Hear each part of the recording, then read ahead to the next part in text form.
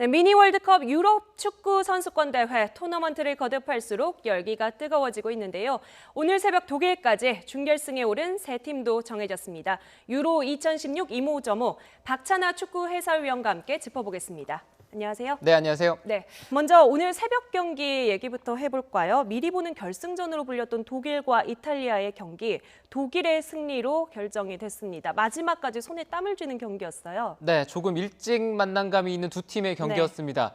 연장전까지 가는 접전에도 두 팀이 승부를 가리지 못해서 승부차기까지 갔거든요. 독일이 먼저 골을 터뜨리고 이탈리아가 동점을 만든 다음에 이 승부가 연장전 그리고 승부차기까지 넘어갔습니다. 네. 그런데 승부차기에서도 쉽사리 결판이 나진 않았어요. 키커가 무려 양 팀에 9명씩 나오는. 예. 최근에 승부차기를 봐도 이렇게 많은 키커가 나오는 걸 보는 경우가 쉽지 않은데 네. 두 번 키커까지 가는 그 숨막히는 싸움 끝에 독일이 결국 이겼습니다. 네. 마지막 승부차기에서도 노이어와 부폰, 이 세계적인 골키퍼 간의 대결로서도 아주 흥미로운 경기였는데 전체적인 120분에서 두 팀의 전술, 전략적인 대결들 그리고 선수의 집중도 모든 것들이 조화가 잘 된 완성도 높은 경기였는데 승부차기에서 독일이 웃었으니까 아무래도 이탈리아는 아쉬움이 좀 더 클 것 같습니다. 네, 레브 감독이 이 키커는 선수들이 직접 결정한 것이다. 5번째 키커 위로는 감에 의지했다 이런 말을 했던데요. 네, 그러니까 대부분 팀이 1번부터 5번까지의 키커를 정해놓고 훈련을 시키는 팀도 있고 그리고 그때 가서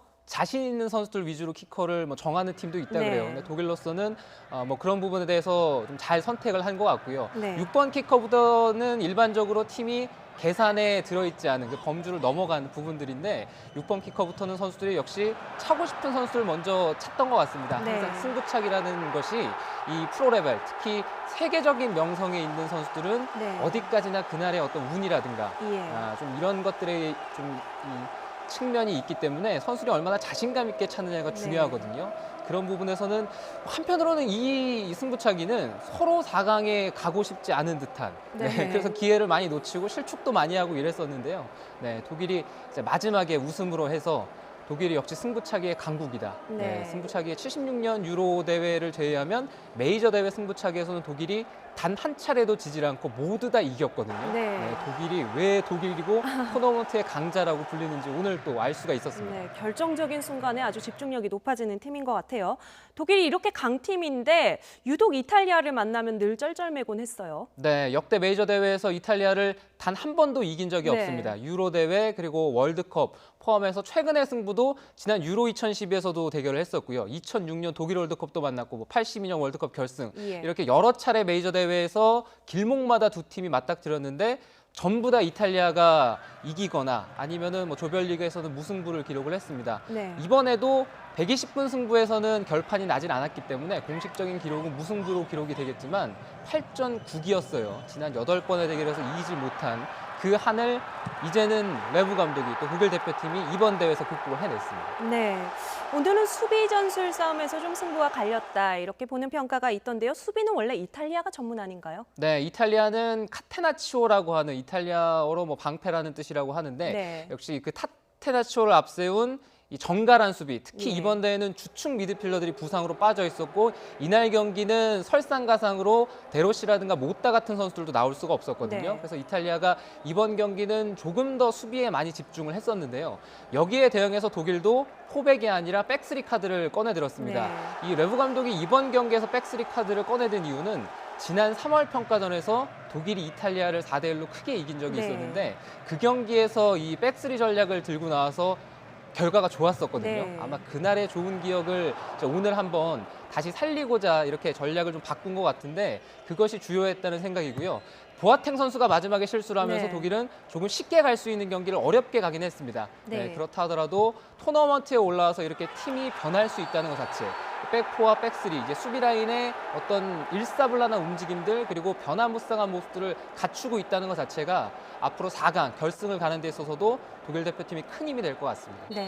실력도 실력인데 변신에도 성공한 이 독일의 다음 경기가 기대가 되는데요.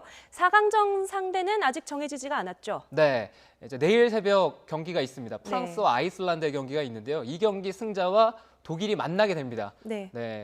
이 이제 A 그룹, B 그룹 있는데 결승에서 만날 수 있는 두 그룹 가운데 역시 아래쪽에 있는 국가들이 강팀들이 많이 섞여 있기 때문에 프랑스가 만약에 올라가게 된다면 독일로서는 계속 이 산 넘어 산인 이런 네. 이점을 받아들이게 되겠죠.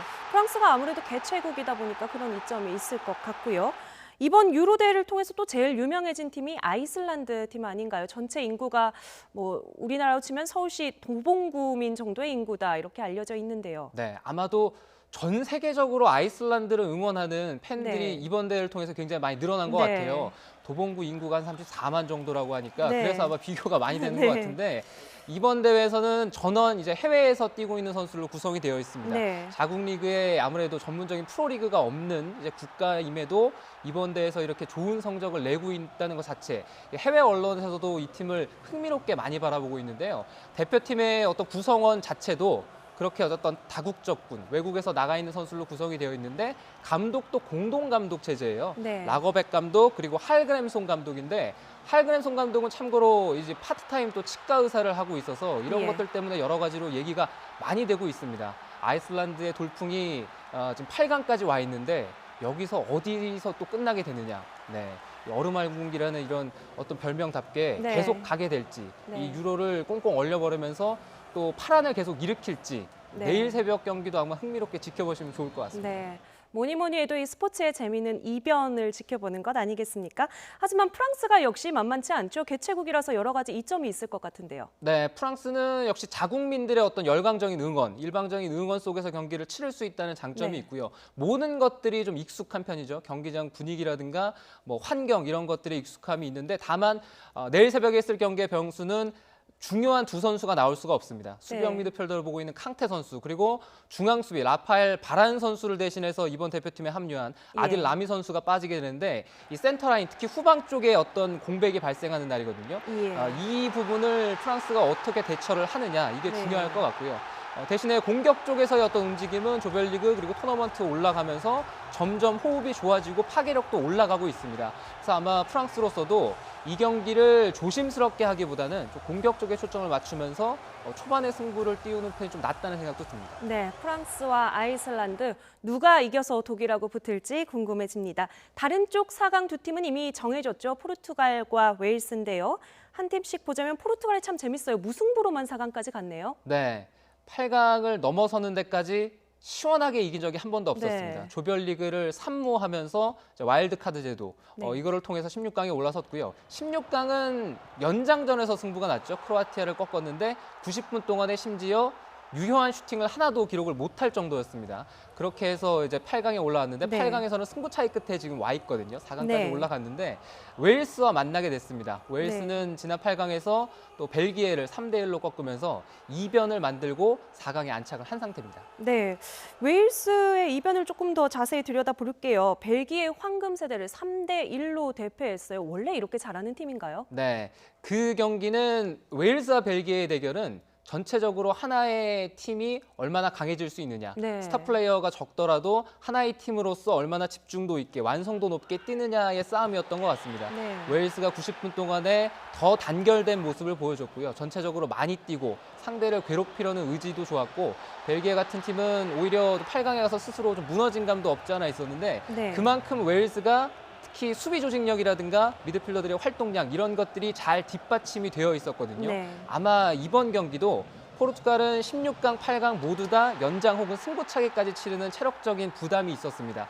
대신에 웨일스는 그런 부담은 없었거든요. 네. 다만 에런 램지 선수가 경고 누적으로 빠지는 부분들, 뭐 일부 어떤 결장자들을 대처할 수만 있다면 이 승부도 재밌을 것 같아요. 네. 그런데 이 포르투갈과 웨일스의 이 4강 매치를 형제 매치라고 하더라고요. 왜 그렇게 부르는 거예요? 네, 이게 쉽게 말씀을 드려서 큰형, 작은형, 네. 우리 형, 작은형 이런 대결인데 네. 호날두 선수가 우리 형이고 이제 베일이 작은형이라고 불리거든요. 네. 이게 얘기의 시초는 호날두 선수가 우리 형이라는 별명을 가진 것 자체가 약간 조롱이 섞인 듯한 그런 네. 얘기로 시작이 됐던 거예요. 예.